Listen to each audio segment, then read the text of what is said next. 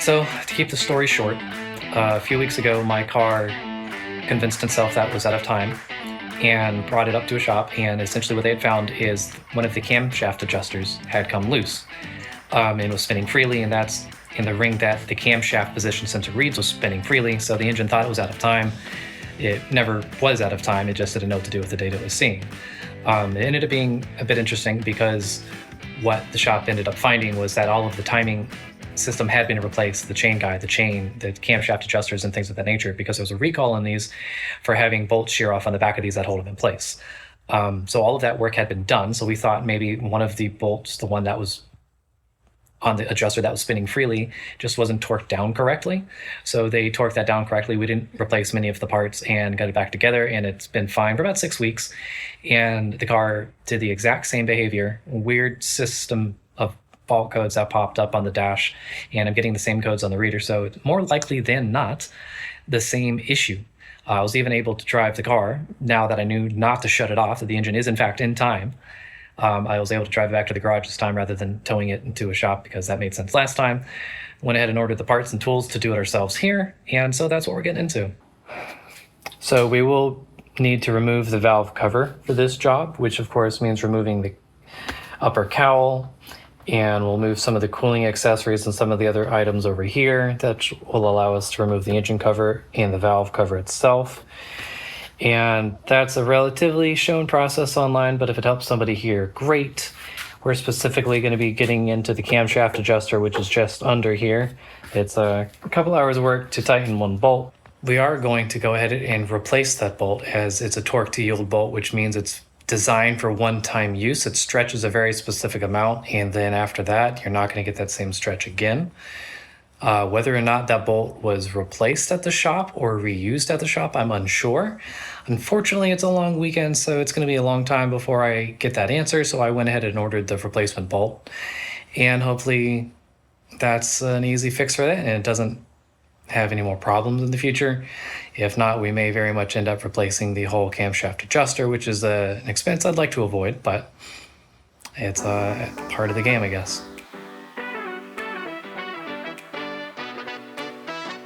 The end goal is the crankshaft adjuster. That's where the bolts are loose? Yes. Okay. So that adjuster, of course, is oil fed with the Vano system. Sure.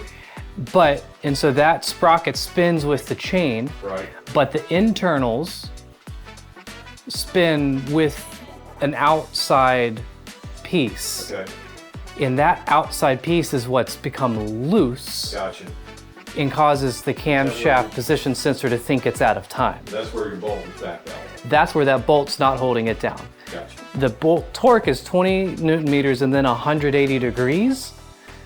So yeah, so I can't imagine that backing out twice in 2 months. Unless it's broke. And see, that's the question. I don't know if the shop actually replaced the bolt, over-torqued it, or didn't torque it enough. I have no idea. I've got a couple bolts in case we need more than one on air order. I haven't checked the shipping to see if they've actually left, but all of this was off about 6 weeks ago, so nothing should be truly tricky, difficult, overly difficult.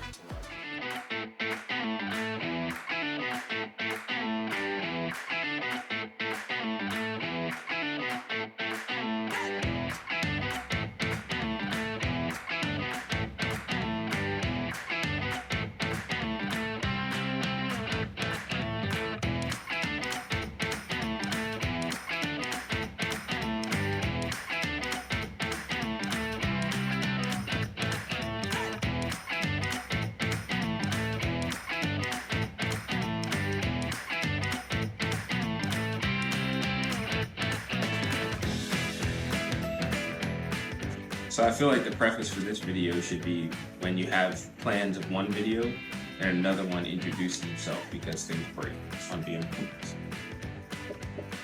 Now, if we put an LS or a K-swap, we wouldn't be having these issues. You shouldn't be going that far.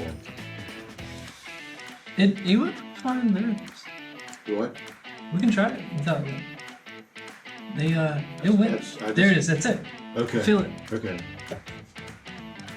I thought you were saying you shouldn't be going that far when talking about his LS swap comment. Oh, no, Like, no. I I was disagree. talking about that. I'm glad No, they you go know there. let's swap everything.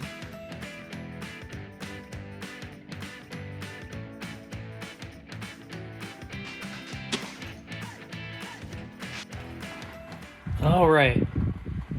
Little baby QR codes. What we're looking for, we'll pull the spark plug and find top dead center. See how there's these notches on either side of the end of the camshaft? Mm-hmm. And it's not perfectly round all the way around. That's how you lock it in place with the tool. Okay. It's got these verticals for it, and they'll slide in here. That locks it in place. We need to technically, once we know we have top dead center, put this pin in the flywheel, which is all the way down there. It's almost easy to do from under the car. Okay. Which means the splash guard should have been left on. Probably. Oh, okay. But I'm also thinking we can kind of maybe do it without doing it, because I'm not changing timing. That's what you do when you need to fully set timing. But I don't think we need to do that to just tighten some bolts and not change timing.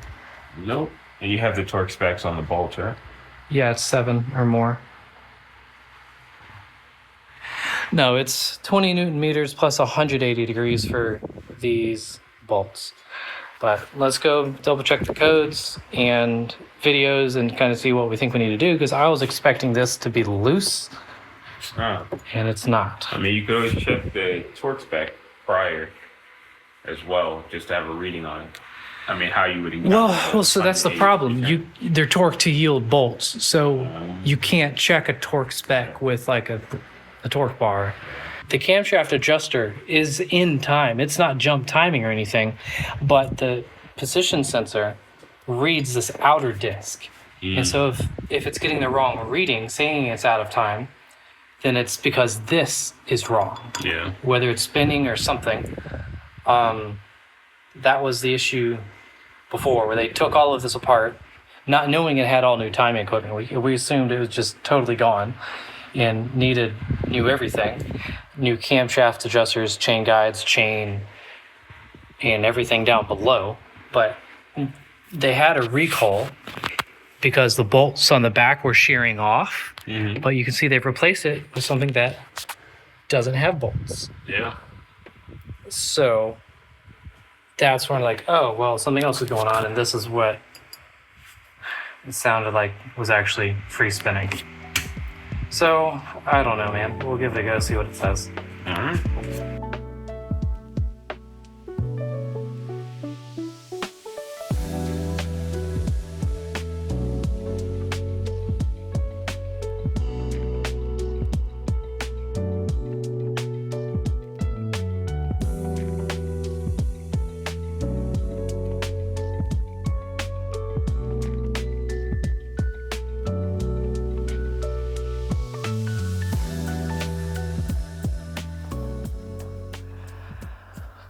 Okay. While you may immediately notice there's no longer a car here, and this channel wasn't intended to be a BMW ownership channel, I did want to accurately represent what it's like to own an older car that may be slightly performance oriented, and if you're using it as such, and what it's like to deal with that. And as you saw in the earlier parts of this video, you know, we approached it, I think, reasonably. Looking back, everything made sense. But I've come to learn what the actual problem was, and man, it's funny how it takes you through a loop sometimes. But just to kind of, I guess, hit it full storytell mode, it's one of those things where coming full fold or full circle, whatever you would like to call it, it makes so much sense. What's wrong with the car is the water pump. Not that the water pump isn't working, it's that it's working too well, almost.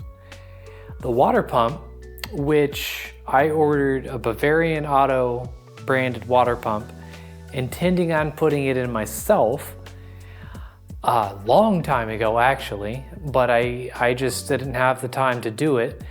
Ended up taking it to the same shop many months ago, March of this year, and they put it in for me.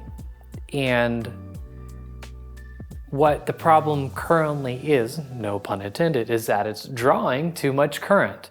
It's blowing fuses in relays and causing a crank but no start situation. I never suspected the water pump, even though I was getting a water pump code. It's just one of those things, as an average user with average mechanical experience, you know, I kind of figured the problem was upstream of that. You know, I was eventually looking at the computer when the mechanical problems weren't clearly the problem. As you saw on the video, we took apart the valve cover and we put timing equipment on it and we checked all that because I was getting timing codes. All of that was fine. And when I was getting codes for the relay for the main DME, the computer for the car, for this car, I just kind of figured that the water pump code was collateral. And, you know, my lesson learned from this is, even if you think a code is just collateral or resonant from what you actually think the problem is, it's just check it. At least Google, how do I check that this part is working correctly? And that's what this is going to be about. You know, I could have saved myself a ton of money, but at the end of the day, you know, we're doing what we can to get through all this and get back out there, and it's fine. But I thought it was important to at least share what the problem was. You saw kind of what we initially thought it was, and supporting evidence against the mistakes I've made. The very first weekend after they put in this new water pump, it was a new water pump, but it was $200 or $300 cheaper than your typical OEM, OEE style water pump. And I thought I was gonna save a couple bucks, and it ended up costing me about $4,000. So it's certainly not worth it, but that's why I'm sharing this whole story. Anyways, as I mentioned, they put in the water pump, and the very first weekend, on the way down to an autocross, early on in the drive, we're talking within 5 miles, I got a coolant temperature warning. I was like, oh, well, maybe that's just an air bubble, and it just kind of happens. I'm sure they did the bleeding process, but sometimes it's just not that easy. Sometimes it needs a couple of that. Fine. Pulled over to the side of the highway, turned it off. I popped the hood, went and looked at it because it was early in the morning. I wasn't too afraid of being on the side of the highway, and everything looked fine. I started up the car, I drove down, and I autocrossed, and everything was fine. I think it was that, actually, I said it was just fine. Maybe not the total truth. I got a big burp. I thought I got a big burp of coolant, meaning after, I don't know if it was my first run or my third run, I don't remember. But the whole top of the engine was covered in blue fluid, which at the time I thought was washer fluid. I was like, oh, well, it boiled over, I don't know. I just rationalized, I thought it was washer fluid. And there had been, after that, a couple spouts of yellow coolant warning lights. And I think I even talked about this in my video where I replaced the radiator. I was just like, oh, well, it's probably just the coolant system being an old coolant system. And there were a couple bouts where it would even show the red coolant system light. I know I mentioned that at least once in my radiator video, but essentially what's been going on is we put in a faulty water pump. It's kind of a miracle that the engine didn't blow up. I don't think that it was not pumping, but I don't think it was working correctly at all. Not only for the fact that it was pulling too much current, blowing fuses. I've got to look back at fuel pump design to truly understand if it was like a failed resistor or step down converter, something of that nature. Like, I don't know what actually failed to cause it to behave incorrectly and pull all that excess current. I'm not an engineer. I don't plan on becoming an engineer anytime soon, but this was my experience. This is the understanding I have as an average consumer, which is why we're doing this. And again, it's not about specifically being a BMW ownership. It happens to be that case here, but it's one of those things where if you don't know what you're buying, I guess buy what everyone tells you to buy. That's my lesson from this. I tried to save 200 bucks. Cost me $4,000. Don't feel great about it. Unfortunately, it's not gonna, ruin my life, but that makes a big difference for a lot of people, and that's what matters. That's why I want to do this. But getting back to the point of it, I found myself rationalizing a lot of behavior the car was doing, and because I thought some of it was windshield washer fluid, I don't know why I thought that. Completely ridiculous. I just didn't know what to think. I saw it was blue fluid, and I'm used to coolant being green. I didn't do the research to look up that most coolant for BMWs blue. That's on me for sure. But I was rationalizing what the behavior was in a lot of these other cases, like, oh, well, it's just an air bubble. Oh, well, it's a new pump, so it's got to be just the computer being silly. Computer was right the whole time. It had been a faulty pump that got put in. I guess I should explain their methodology.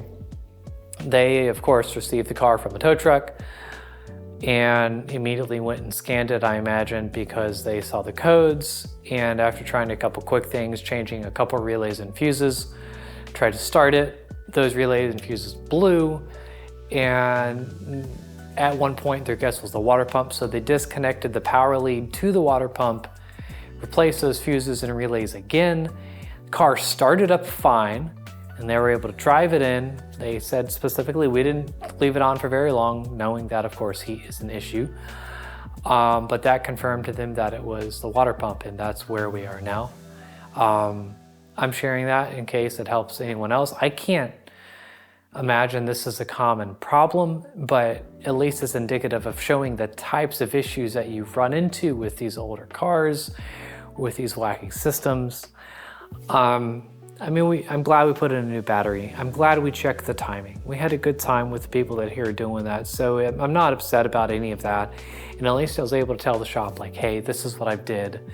I checked the timing. It's got a new battery. I tried changing relays. These are the codes I was checking. And it gives them a good place to start, at least.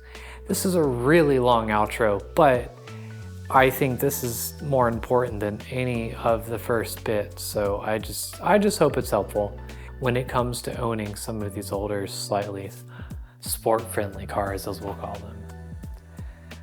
Hopefully you guys can spend more time driving, less time wrenching. If any of this is helpful, do subscribe, do like the video, comment and let us know. Maybe you've got a fun story. Something you can, maybe lift us up and let us laugh at, because I'm sure some people are laughing at us too, and that's fine. That's why we're here. See you in the next one.